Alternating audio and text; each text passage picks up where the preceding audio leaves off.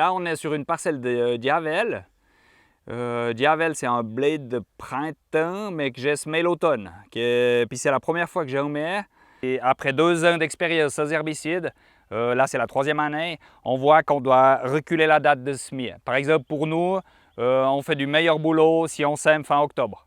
Et puis là, je suis au 2e passage d'étrie rotative.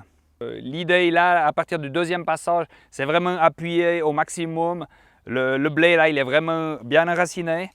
Donc c'est vrai qu'il tient bien. Là, on peut appuyer. Et puis c'est là que c'est important qu'on puisse travailler dans des bonnes conditions. Et puis à ce moment-là, c'est vrai qu'il y a 1-2 qui partent, mais ce n'est pas un problème parce qu'il y en a assez. Donc ça, c'est une étrie rotative, 6 mètres de large. On peut régler l'agressivité des soleils. Ça veut dire qu'avec 4 vérins hydrauliques, on peut appuyer sur les soleils pour que ça travaille plus ou moins agressif. Donc c'est vrai que là, on a un réglage qu'on voit depuis le tracteur. Là, je suis quasi au maximum de ce que je peux faire. Après, je pourrais encore travailler avec le 3e point du tracteur, en donnant plus de force en arrière pour vraiment que les soleils travaillent plus dur. Mais là, actuellement, pour moi, ça suffit, le travail qu'on fait là. Et ça dépend aussi du sol. Ça dépend si le sol il est dur, si c'est de la terre un peu noire. Là, nous, on a des terres assez légères. Elles peuvent se travailler facilement. Mais après, il y a aussi l'effet, une fois qu'on a passé l'étrie, il faudrait 3 jours, 2 ou 3 jours de soleil, comme cet après-midi, pour vraiment que ça chauffe dessus et puis que ça puisse faire sécher les mauvaises herbes, quoi. C'est l'inconvénient d'une étrie rotative comme celle-là, c'est qu'il y a un moment du blé, on ne pourra plus aller.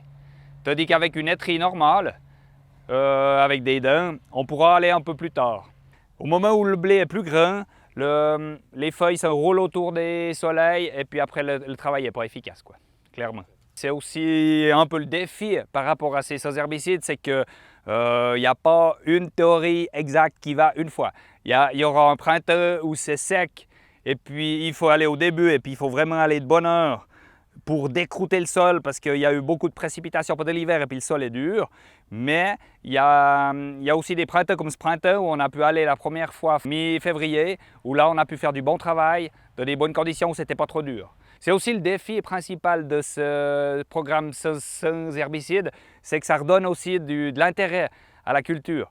C'est pas on arrive et puis c'est comme ça que ça se passe. On regarde la parcelle et puis on doit vraiment planifier les travaux au bon moment. Chez IP Suisse, on veut rester productif et puis c'est là où c'est intéressant. Pour moi, l'agriculteur, il doit toujours vivre de sa récolte. C'est ça qui est intéressant chez IP Suisse. Donc tout en essayant de diminuer les intrants, mais en gardant une production au top.